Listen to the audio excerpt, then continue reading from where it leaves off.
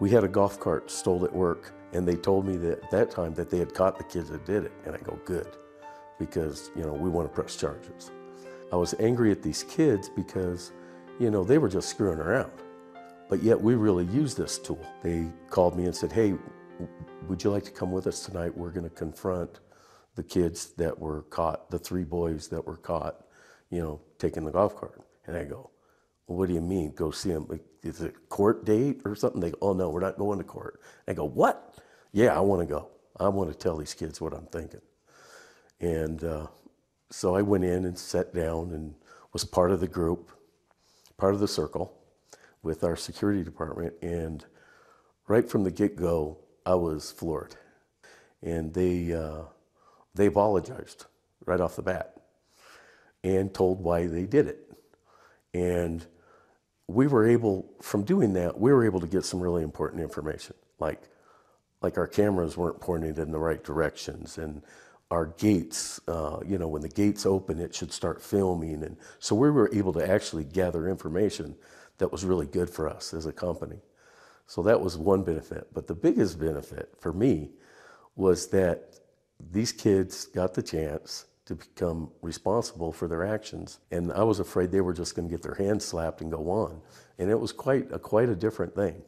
As a kid, having to sit there and listen to all these people from your community tell you how you damaged the community and how you damaged the relationship with your parents and everyone else, a pretty powerful thing. And that's why there's such big success in the program. Nobody wants to have to go through that again, face people and say they're sorry. It's easier to do it right and not get in trouble. Having no experience with the circle, what happens first is the people who did the wrong, they stand up and they say, I'm Jim, and this is why I stole the cart, and I apologize. And they tell you in their own, they told us, all 3 kids told us, why they did it, and they were sorry, and it was sincere. I think we were the second group to speak, and out of the 3 people from our group that went, I was the one that did the talking. And I told them how it was. I go, look, you guys, we use that cart to move equipment from the warehouse to the processing facility. Lots of money involved, and safety, because we're working with high temperatures, steam, and high water temperatures. So, it was a key to our success. It also was grand theft.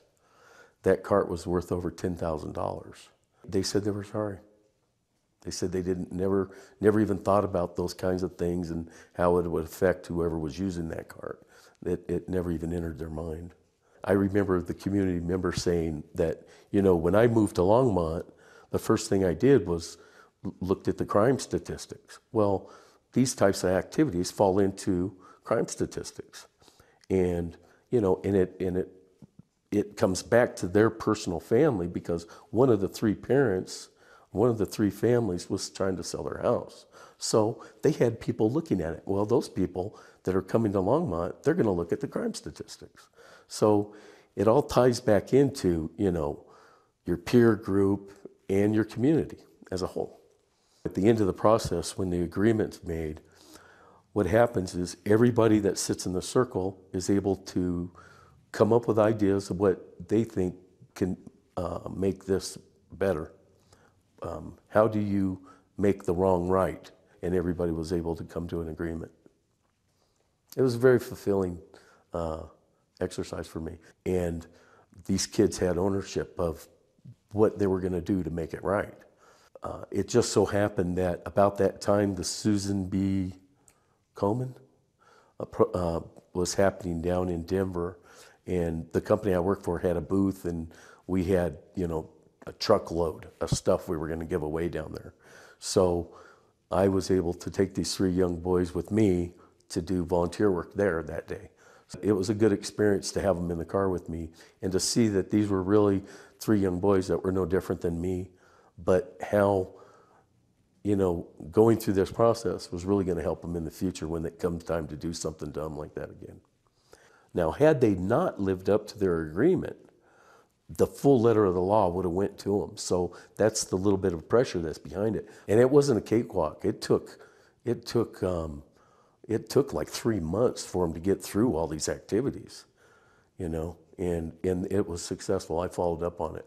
It was a successful one. And as far as I know, there hasn't been any more relapses for any of these guys. So I'd be disappointed if it was, because there's something that happens to you when you're able to make something right.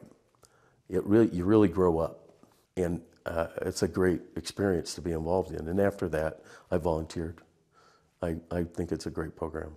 Out of all the other circles I've been involved in, I tried to put myself in the place of the victim, and see how they were reacting. And I think they all felt the same way I did, that it's really beneficial to be able to face somebody, not in court, where you have to follow all these procedures and you can only be spoken to, but in this process of a circle where you can actually just tell them how you feel.